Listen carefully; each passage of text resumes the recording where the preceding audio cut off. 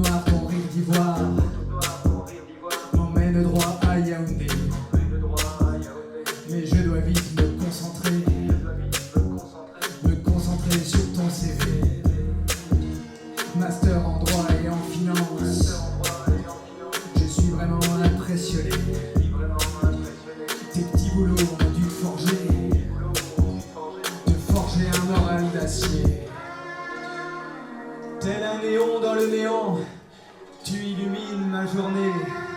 J'aimerais vraiment pouvoir t'engager au nom de l'égalité. Mais te fatigue pas, je t'engagerai pas. Quelqu'un comme toi, ici on n'en veut pas.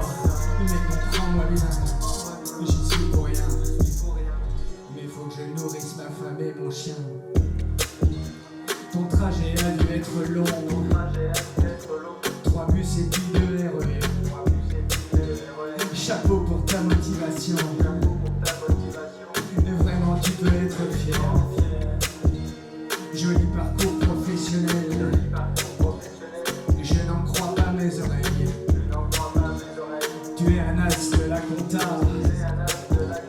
Tu en connais toutes les ficelles. Il y a juste un truc qui risque de déranger, auquel je n'avais pas pensé. Ta chaise roulante risque de coincer dans la porte d'entrée. Alors te fatigue pas, je t'engagerai pas. Quelqu'un comme toi, ici on n'en veut pas.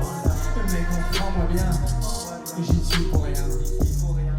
Mais faut que je nourrisse ma femme et mon chien. J'adore ton training Adidas, bien assorti à tes godasses. Ma parole, t'es un vrai tchatcheur. Tu parles autant que ma sœur. Tu as un talent commercial, mais t'as pas vendu que des journaux. Ton casier est aussi chargé qu'un autobus pakistanais. Tu es sur la voie de la rédemption, on sent le goût du pardon. En attendant, tu dois bien avouer que tu sors de prison. Alors te fatigue pas, je t'engagerai pas. Quelqu'un comme toi, ici on n'en veut pas. Mais comprends-moi bien, j'y suis pour rien. Mais faut que je nourrisse ma femme et mon chien. Ton décolleté aussi profond que la grande gorge du Verdon. Tes boucles d'or, ton sac Dior me font vibrer d'émotion. École privée du HEC, tu es chaudement recommandé. Tu es la fille d'un actionnaire, t'as vécu loin de la misère. Je pense vraiment que tu réponds à tous les besoins de la fonction. J'aimerais poursuivre cet entretien, mais à quoi bon? Te fatigue pas, voilà ton contrat. Des gens comme toi, ici on n'a que ça. Mais comprends-moi bien, j'y suis pour rien. Mais faut que je nourrisse ma femme et mon chien.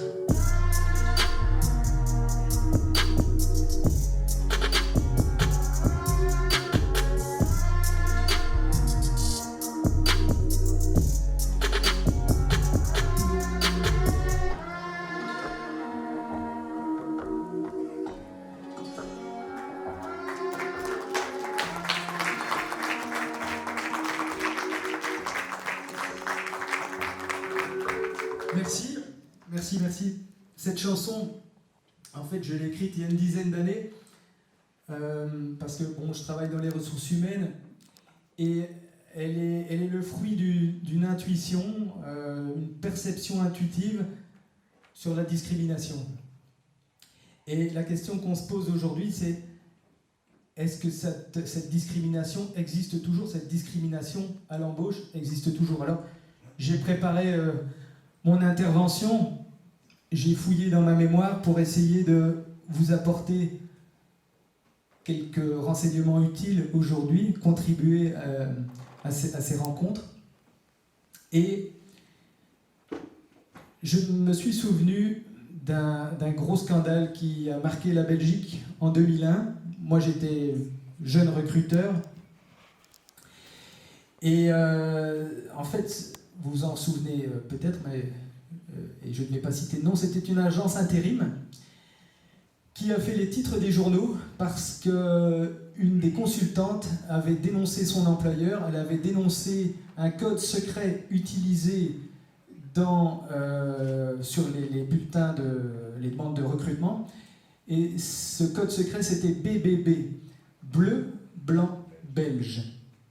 Et donc c'était un outil de discrimination qui était dénoncé. Et en faisant mes recherches, parce que moi ça m'avait vraiment marqué à l'époque, je me suis rendu compte que finalement cette société a été condamnée, mais il y a seulement 3 ou 4 ans, donc ça a mis 15 ans finalement pour les condamner. Ils ont payé 25 000 euros aux deux organismes qui avaient déposé plainte et qui avaient suivi toute cette procédure. Alors, ma perception à moi, c'est que depuis cet événement qui a marqué le début de ma carrière, parce que voilà, je travaille dans les ressources humaines depuis 20 ans, c'est que depuis, je n'ai plus rien entendu. Je n'ai plus rien vu de manière concrète dans mon travail quotidien. Alors je me suis dit, ben voilà, peut-être que la discrimination n'existe pas ou plus. Et en fait, je crois que c'est pire que ça. Elle est devenue invisible, impalpable, à cause justement de cet événement de 2001. Et en tout cas, c'est ma perception personnelle que je voulais partager aujourd'hui, et je serai dans le panel HR dans quelques minutes. Et je voulais aussi essayer de trouver quelques éléments utiles à vous donner aujourd'hui, et j'en ai trouvé 5. La première, c'est l'auto-analyse. L'auto-analyse, ben, pour un recruteur, c'est facile parce que dans les entretiens, enfin dans les formations au recrutement, on nous apprend l'effet de halo. Vous savez ce que c'est l'effet de halo ? C'est en psychologie, ça consiste à attribuer des qualités de manière spontanée, suivant le physique d'une personne ou certaines caractéristiques. Exemple, vous recevez un CV, la personne vient du même village que vous, ou étudier dans la même université, vous dites, oh, celui-là, il doit être super, évidemment. Et donc, cet effet de halo, ben, il est très dangereux, et je crois qu'en tant que recruteur, ben, voilà, on est formé naturellement à ça. Si vous voulez tester votre niveau de préjugés, vous pouvez le faire. Il y a un site, l'université d'Harvard a mis en place un test que j'ai utilisé il n'y a pas longtemps. Ça s'appelle Implicit Association Test. C'est très facile à trouver. Moi, par exemple, j'ai fait un test sur les préjugés jeunes-vieux. Et j'ai obtenu un bon résultat, bon, peut-être parce que je suis préformaté, et puis je suis entre les jeunes et les vieux, je suis à la moyenne. Et donc, je crois que c'est bien de faire son auto-analyse. Donc ça, c'est un premier indice et un premier conseil que je peux vous donner.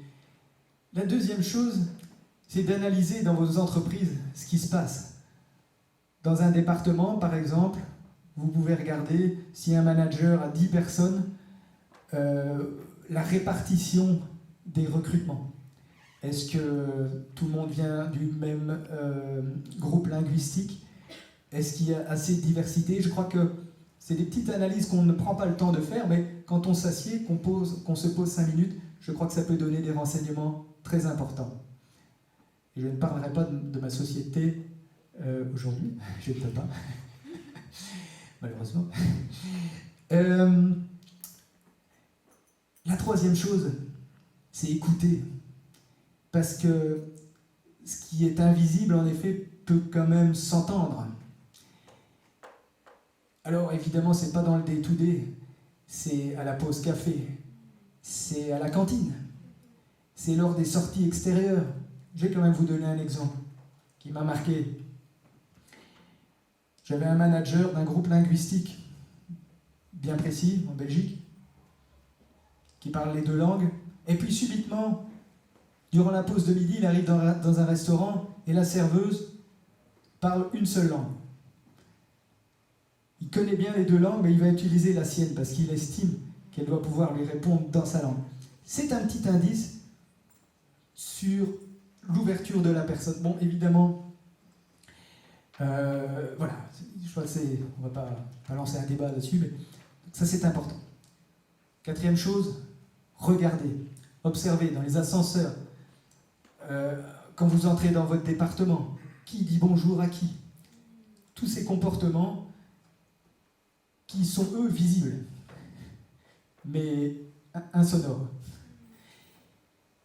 Et 5e, mais je crois qu'il faut dénoncer, il faut mettre les pieds dans le plat. Pas violemment, mais il faut oser pouvoir en parler. Voilà. Je suis très heureux d'être ici et voilà, pour ceux qui viendront dans le panel, j'ai encore d'autres choses à dire et je vous remercie pour votre attention.